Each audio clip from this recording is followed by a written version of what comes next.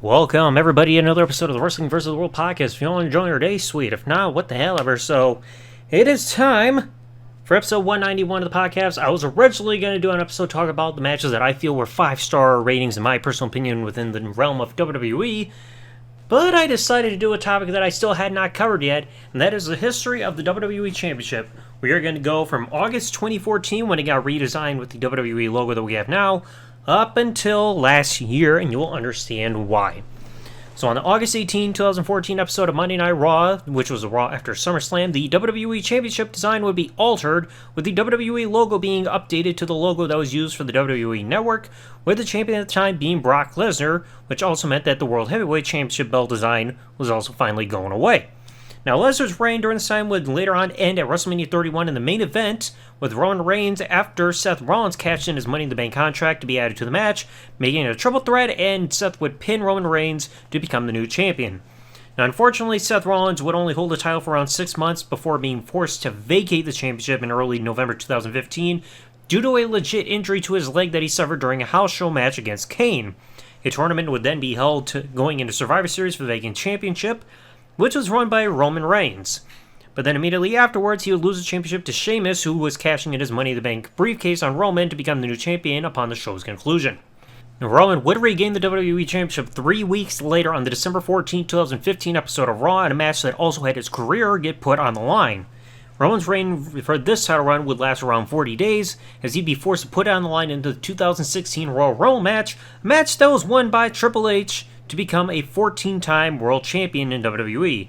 But then Triple H's run would end in the main event of WrestleMania 32, as he would lose it right back to Roman Reigns. After back-to-back pay-per-view matches at Extreme Rules and Payback against AJ Styles, Roman would drop the championship to Seth Rollins, who had returned at the conclusion of the Extreme Rules pay-per-view at the Money in the Bank event, which was booked to happen due to Roman violating WWE's wellness policy during his run with the title. Then immediately afterwards, Seth Rollins would lose the championship to Dean Ambrose, who was cashing in his Money in the Bank briefcase that he had won earlier on in the show. During Dean's time as WWE Champion, he would be drafted to SmackDown, and the WWE Championship alongside with him would become SmackDown exclusive. In September 2016, AJ Styles would then go on to defeat Dean Ambrose for the WWE World Heavyweight Championship at the Backlash pay-per-view, and by December of that year, the title would then be referred to once again as the WWE Championship. AJ's title run would end at Royal Rumble 2017, as he would lose the title to John Cena, giving John Cena his 16th World Championship win in the WWE, but then this run would also be short-lived, as he would lose it 2 weeks later at the Elimination Chamber pay-per-view in an Elimination Chamber match, which was won by the late Bray Wyatt. Bray's time as champion would also be short-lived, as at WrestleMania 33, he would lose it to ex-Wyatt family member Randy Orton in the fourth-to-last match of the show. Now, during Orton's run, Jinder Mahal would shockingly become the #1 contender for the championship and would defeat Randy Orton at the Backlash event in May 2017 to start an almost 6-month run. Now, Jinder's win and run would garner criticism, and he was originally scheduled to face Brock Lesnar in a champion versus champion match at Survivor Series, but that was changed after Jinder lost the WWE Championship to AJ Styles on the November 7, 2017 episode of SmackDown. AJ's second run with the title would last 371 days, surpassing JBL's run as champion that he had from 2004 to 2005 to break his label as being the longest-running WWE champion in SmackDown history. AJ was scheduled to face Brock at Survivor Series 2018 as a rematch from the prior year, but would be replaced by Daniel Bryan after losing the championship to him on the November 13, 2018 episode of SmackDown. At the conclusion of the match, Daniel Bryan would turn heel by low-blowing AJ and delivering a post-match attack, as well as changing his character by berating the fans for not making eco-friendly decisions and for purchasing products that involve cruelty of animals. Then, by January of 2019, Daniel Bryan would ditch the current WWE Championship design for his own custom belt that was made entirely of sustainable materials.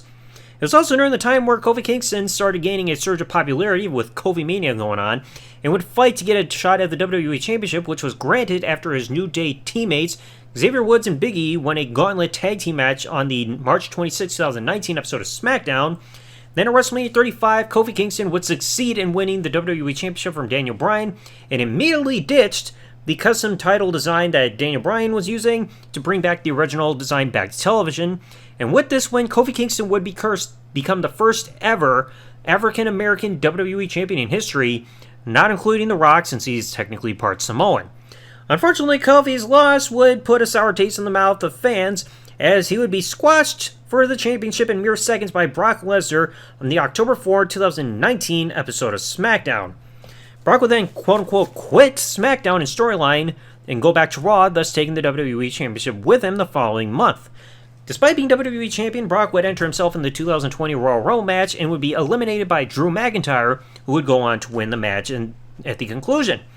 Drew would then use his guaranteed world title match opportunity upon winning the match to face Brock Lesnar at WrestleMania 36, which would unfortunately happen in front of no fans being allowed in attendance due to the COVID pandemic. But regardless, Drew would defeat Brock to win the WWE Championship in the main event of WrestleMania 36, Night 2, to become the WWE Champion for the very first time in his WWE career. Now, his title run would go up until October that year at the Hell in a Cell pay-per-view, in which he would lose the WWE Championship in a Hell in a Cell match against Randy Orton, but would regain it 3 weeks later on the November 16, 2020 episode of Raw in a match that had no disqualifications and no countouts. Now, after retaining the WWE Championship later on at the Elimination Chamber pay-per-view in 2021 within an Elimination Chamber match, McIntyre would be attacked by Bobby Lashley post-match, thus leading to a successful cash-in by The Miz with his Money in the Bank briefcase, which he had won from Otis, to become a two-time WWE Champion. But then this reign would only end up lasting The Miz 8 days, as he would lose the title to Bobby Lashley in a lumberjack match on the March 1st, 2021 episode of Raw. Then Bobby Lashley's run would end on the September 13, 2021 episode of Raw after Big E successfully cashed in his Money in the Bank contract, which, as a result of Big E becoming WWE Champion, would get him switched from the SmackDown roster over to Raw to join his New Day teammates. Now, Big E's run, unfortunately, would only last 4 months for him, as he would then lose the championship at the Day 1 pay-per-view on January 1st, 2022 in a fatal 5-way match, with Big E taking the pin against the eventual winner, Brock Lesnar. But then Brock's run would end at the Royal Rumble 4 weeks later, as he would lose the championship right down to Bobby Lashley, only to then regain it 3 weeks later at the Elimination Chamber event in 2022 in Jeddah, Saudi Arabia. Then Brock would go on to WrestleMania 38 Night 2 main event against Roman Reigns, with Brock's WWE Championship and Roman Reigns' Universal Championships both being put up for grabs, and Roman would defeat Brock to win the WWE Championship and become the undisputed WWE Universal Champion, despite both belts still being recognized as being separately active. The title would then become SmackDown exclusive yet again during the 2023 draft, while Raw gained the newly created World Heavyweight Championship, which does not carry the same lineage as the original World Heavyweight Championship that was retired in 2013. The championship would then get a new redesign on the June 2nd, 2023 episode of SmackDown to coincide with Roman Reigns' 1,000-day reign as the overall Universal Champion. And with this change involved the back of the center plate becoming gold-colored, and the words Undisputed Champion being below the WWE logo. And for a couple of months after this, Roman would wear this new title belt design with him, and Paul Heyman would carry the original WWE Championship and Universal Championship belts with him before the latter two belts were officially retired around late July, early August, in place of the new title design that Roman would carry to the ring going forward. So yeah, that was a lot to pack in with a 9-year history involving this WWE Championship design from when it unveiled the night after SummerSlam 2014 up until it was retired in place of this new gold-plated, center-plated belt that we've had since June of last year. So let me know in the comment section below, what did you all think about the WWE Championship during this run? And the big question, when you see the WWE Championship design that we saw from 2014 up until just last year, who's the first name that you think of when you see that belt?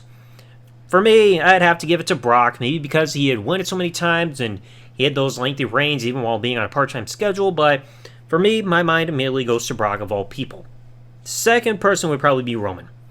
So anyway, if you enjoyed today's episode, folks, please remember, leave a like, subscribe with the bell turned on, and listen to this on YouTube, or follow if you're listening to this podcast on any other service that the podcast is available on, and I'll catch you all in the next episode. Thanks for listening, folks. Like, comment, subscribe. Peace out, and good day, everybody.